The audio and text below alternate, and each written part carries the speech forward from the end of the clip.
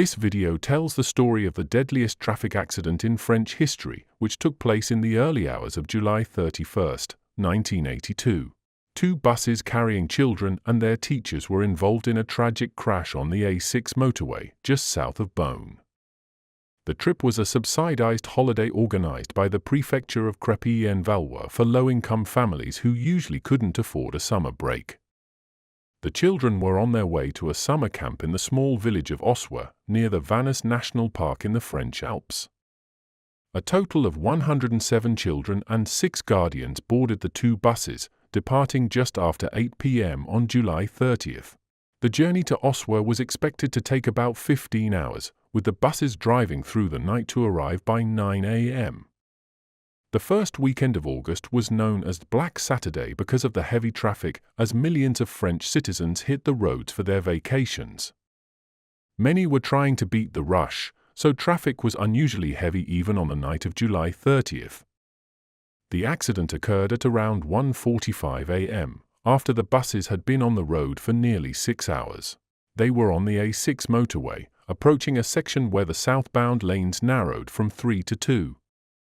It was raining heavily, and conditions were bad. The traffic was much heavier than usual, and the narrow road created a bottleneck.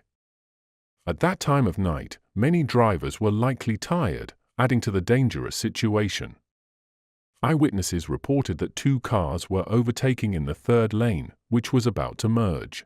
They were forced to cut sharply between the 2 buses.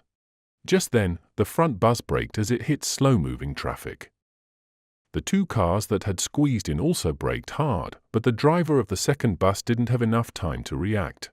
He crashed into the back of the second car, pushing the cars into each other and into the rear of the front bus. As cars on the motorway swerved to avoid the pileup, 2 more vehicles slammed into the side of the rear bus, and another 3 crashed into them. The impact caused the petrol tank of the rear car to burst open, spilling fuel across the road. Inside the buses, chaos broke out. The sleeping children and adults were jolted awake by the crash, startled by the sound of screeching horns and panicked screams. The kids must have been terrified. The children in the front bus were quickly ushered out and brought to the side of the motorway, where they huddled together in the dark and rain. But in the rear bus, the side door was too damaged from the crash and couldn't be opened. By this time, a fire had started in one of the wrecked cars, quickly spreading to the other vehicles.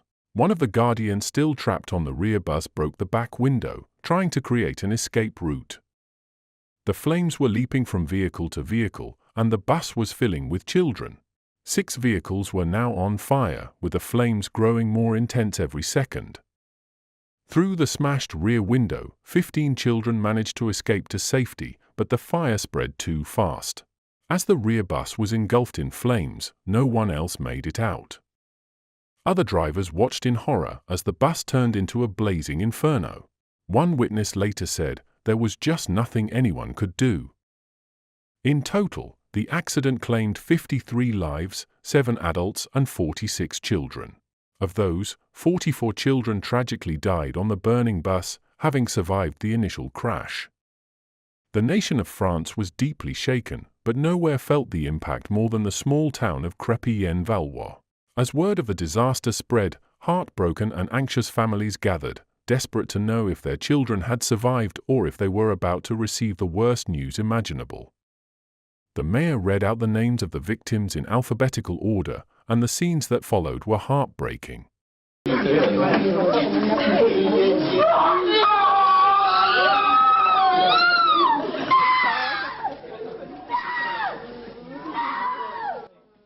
Footage of mothers screaming and fainting as they heard their children's names being called is gut-wrenching. No parent should ever have to experience that. The grief was so overwhelming that even French President François Mitterrand attended the funeral. Inside the town hall, the 44 small coffins of the children from Crépy-en-Valois were laid out in orderly rows. Only 6 bore the names of the children. The remaining 38 coffins were simply numbered, as the children's bodies had been too badly burned to be identified. One grieving mother cried out, "I don't even know which coffin to hug. I don't know where my son is." Those who couldn't be identified were buried together in the town cemetery, and a plaque was placed in the church to ensure the tragedy would always be remembered. The investigation into the accident concluded that poor driving and bad weather were the main causes. One witness claimed that the buses had been racing, flashing their lights, and weaving through traffic, but no other witnesses could confirm this, and the claim was dropped.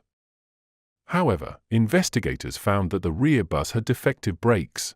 It had traveled over 200,000 kilometers without a brake check, and the pads were nearly worn out, which likely contributed to the crash.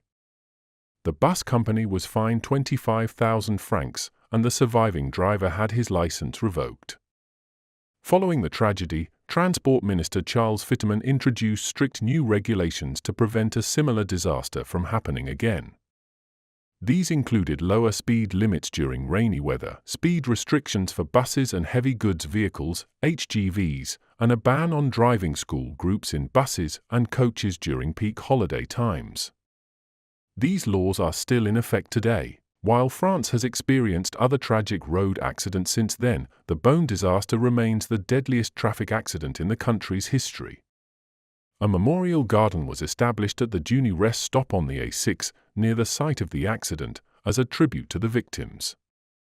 Every year, the residents of Crépy-en-Valois hold a memorial service to honor and remember the lives lost in the A6 disaster, ensuring their memory lives on.